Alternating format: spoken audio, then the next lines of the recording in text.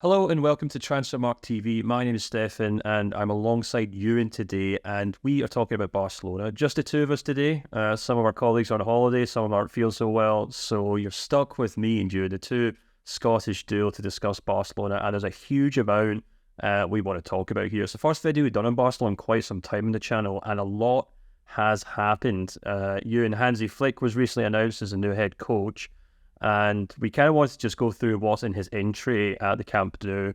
Obviously, Barcelona are a club who've kind of had a lot of ups and downs recently. Obviously did do so well in the Champions League, did do so well in the Liga, which obviously led to Gavi moving on. And I guess the best way to start here is just in defence. The most obvious one here is the long-term injury to Araujo, the central defender. He had surgery. He's been ruled out for about 4 months. And we're looking at a team here who conceded, I just checked before we started recording here, almost twice as many goals as Real Madrid in La Liga last year. Obviously, Carlo Ancelotti's team, quite famous actually for a very kind of stoic defence. Looking across that back line, assuming you think Ter Stegen is probably still safe in number one spot, where do you think Hansi Flick has to make some changes?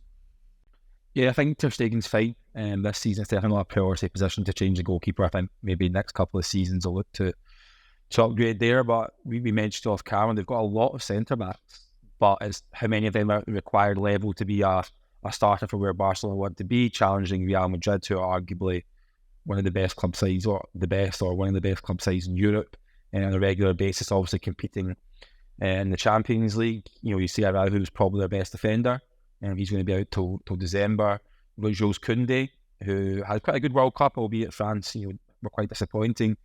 You'd expect him to be used at right back due to issues Barcelona have at right back, which we're probably going to talk about. So the one great hope in that position is obviously Pau Cubarsí, who really came to prominence last season during his breakthrough campaign.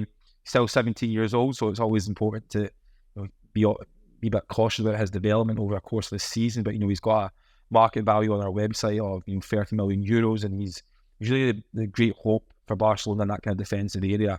We've got Christensen's there. Longley's going back to the club.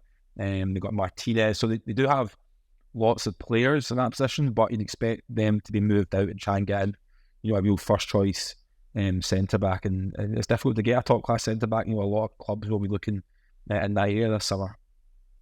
Yeah, I do kind of wonder if a lot of the problems could be solved just by bringing in a right back. Obviously, that would then allow Koundé to move into his more preferred centre back position. As you say, does a really decent job for France at right back. Although I think it was something that was picked up a lot by the French press, and it was kind of a lightning rod for a lot of the criticism the team got for being quite negative and quite defensive. So there's two sides to that, I suppose. And Barcelona fans could probably tell you where they think he's much use out there, but they bring in a right back. He can obviously move in alongside Cubarsí, and then you also have some like Balde on the left, and it works quite well. But the really interesting thing is I was looking up some kind of more advanced stats before we started recording, and if you actually compare Barcelona to Real Madrid, they pressed as high as Real Madrid did at times, or maybe even more so, but their defensive stats were just far poorer, and that just kind of suggests to me that like one half of the team's doing one thing and the other half of the team's doing something else. And maybe if you wanted to draw a comparison to Spain at the Euros, they didn't have two world-class central defenders at the heart of that team, but because the whole team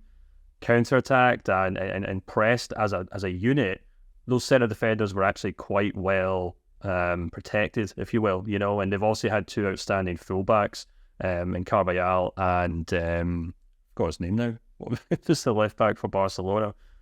Cucurella, I know it's a tip of my tongue. So obviously two Spanish players as well, so that just goes to show that you don't have to have, 100 million euro central defenders to have a good system in place. And I suspect that Hansi Flick might have that in mind. And it's actually a good way to maybe segue onto the midfield, because in that midfield, we've got three standout central defenders. We've got Gavi, we've got Pedri, and we've got Frankie de Jong. On their day, three world-class midfielders. But you kind of look along their injury list since they all kind of joined Barcelona, and it is a real kind of horror story. And it does kind of make you wonder if this is kind of being, I'm sure if Gavi, if he was here right now and he was happy to talk candidly, he would probably say that a lot of his struggles in Spain or in La Liga came down to the fact that he could never really put out a fully strength midfield with these three players.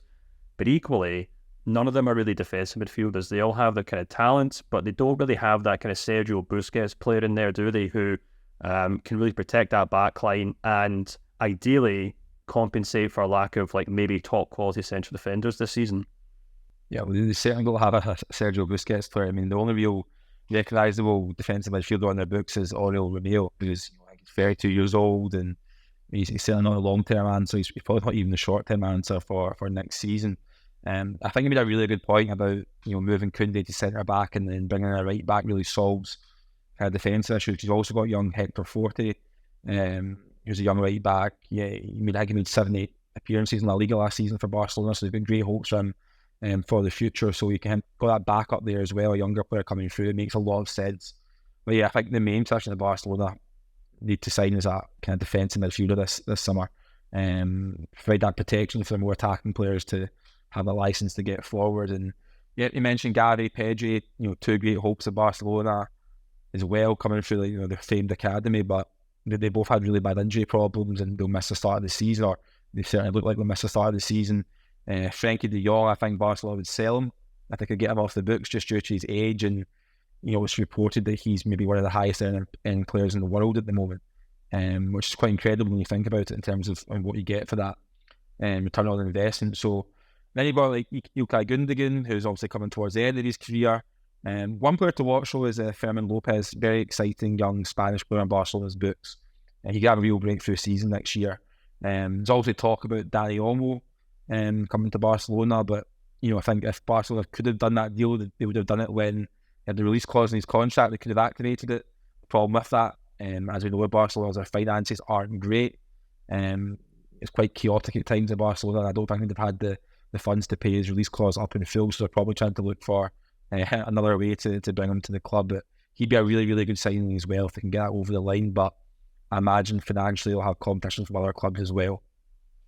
Yeah, I'm really intrigued to see what Flick does here in midfield, because at Bayern Munich and for Germany briefly before that really worked out, he really did kind of prioritise that midfield duo, almost like two number 8s at time. When they won the Champions League, it was Goretzka and Joshua Kimmich, and they were kind of these kind of all-action number 8s. Kimmich maybe more defensive-minded, Goretzka maybe more attack-minded for the most part, but two kind of all-round midfielders, neither really particularly like Sergio Busquets, for example. You could maybe argue that Kimmich has kind of developed into that at times, and it's maybe no surprise that Kimmich's been heavily linked with a move to Barcelona, because he can play centre mid and he can play that right back position, which they desperately need someone in.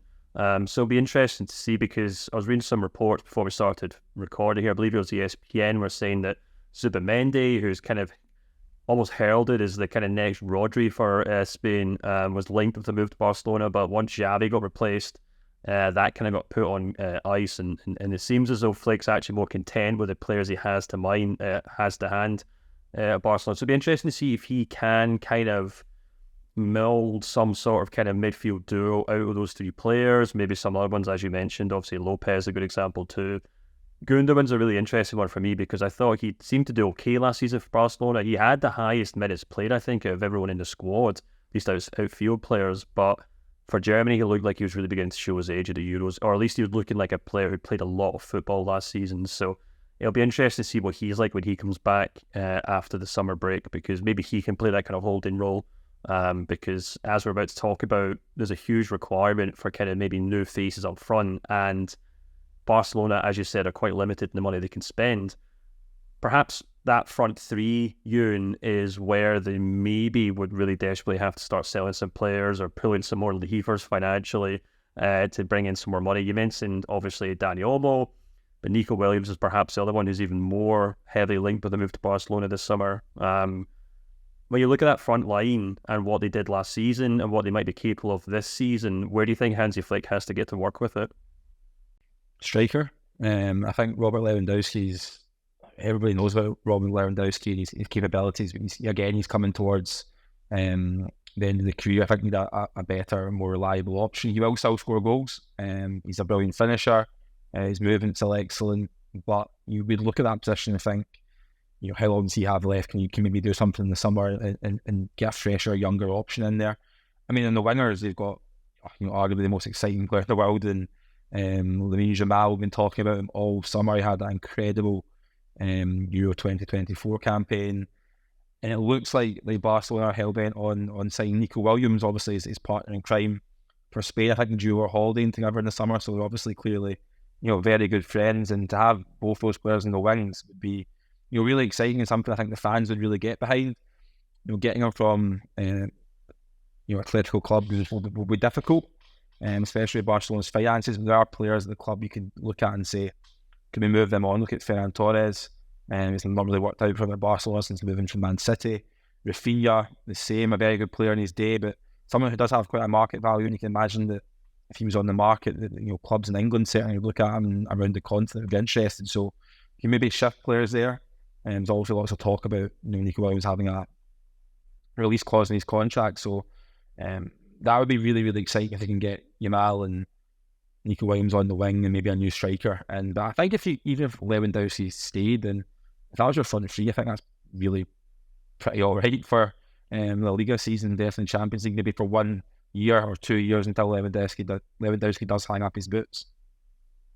Yeah, it's really interesting because you've got a whole list of players there who, I think actually this, if you kind of go through that forward list of forward players rather that Barcelona do have, it does kind of sum up. They are a team of nearly men in a sense. They've got a lot of players who are kind of like 7 out of 10, 6 out of 10, and players who really kind of struggle to prove their worth at the very highest level. Perhaps most obvious one's Ferran Torres, who actually finished joint second top goal scorer for Barcelona last season, but as a player that, I don't think many Barcelona fans would be too worried about seeing him move on. Similarly, João Felix, another kind of still only 22 years old, if you could believe it, but one who's heavily linked with a move to the Premier League. As you mentioned, Rafinha there as well as a player who might be moving on. So, that's 3 players that they could probably sell this summer if they get some decent offers in to bring in someone like Nico Williams and kind of look elsewhere. I do think I completely agree with you in the sense that Nico Williams would be a great signing, but there's maybe more to come of some other players in that team. It's interesting that Fermin Lopez, who you mentioned, is central midfielder, actually finished the season with quite a lot of goals last season, finished actually with 11 goals, which is as much as just about anyone except for Robert Lewandowski in that team. So he's obviously a midfielder who can kind of get into the box and create chances. Equally, for all the fanfare about Lamine Yamal at the Euros, he did only finish his season with 7 goals and 9 assists in like almost 50 appearances for the club. So, I think there's more to come from him there. And there's also Pau Victor, which, he might not actually get much game time, but we were just discussing about the fact that he also returned to the club last season and he scored an absolute buckload of goals for the B team. He's 22, so maybe his chances moved on from Barcelona, but it'll be quite interesting to see if he does kind of get called up to the first team as a kind of almost understudy to Lewandowski to kind of provide a bit of cover there. But elsewhere, you would think that definitely there's a whole kind of host of kind of attacking players there who, Victor Roque is probably another one as well, who either have to go on loan, have to be sold, something, or at the very least, Hansi Flick knows that you have to get a lot more out of them if Barcelona have any chance of challenging Real Madrid both domestically and in Europe next season, Ewan. Yeah, absolutely. I mean, they finished 10 points behind Real Madrid last season. The kind of worrying thing for Barcelona supporters will be that Madrid have added Kylian Mbappe to their squad since last summer. Obviously, there's question marks over how he will fit in and how he'll kind of work in tandem with the likes of Vinicius and Rodrigo. But I don't think anyone would really tip Barcelona to win the league next season. Obviously, you're losing a club, legends like Gavi, and you mentioned he did try to play football kind of Barcelona way per se, kind of tiki-taki, Pep Guardiola, Johan Cruyff style of football. So perhaps Hansi Flick, with his kind of experience in different cultures and different leagues, will come in and have a different style, and that could really work in the Liga. But I think there's obviously so much quality within that Barcelona squad. There's so many exciting young players. It's just about piecing it all together. And I think one of the biggest problems for Barcelona over the last 5-10 years has been the recruitment strategy. It's very like a scattergun approach. They don't really have a long-term vision. You look at their squad list at the moment, and, they're stacked with players in certain positions, and then they really lack players in other positions, and some of the players in those positions are either injury prone or getting older. There's a kind of mismatch between the squad. So I think Flick's got a big job in his hands, but by no means is that a foregone conclusion that Madrid will win La Liga. Barcelona's squad is still littered with talent. Yeah, absolutely. Well, you guys can let us know what you think in the comments below. Do you think Barcelona to make some big changes? Do you think Hansi Flick could win the league with the squad he's inherited from Xavi? And whereabouts in that team do you think some young players from the famous youth academy can maybe step up and help the club next season? If you like this video, make sure to like it, subscribe as well if you enjoy this content. And until next time, we'll speak to you soon.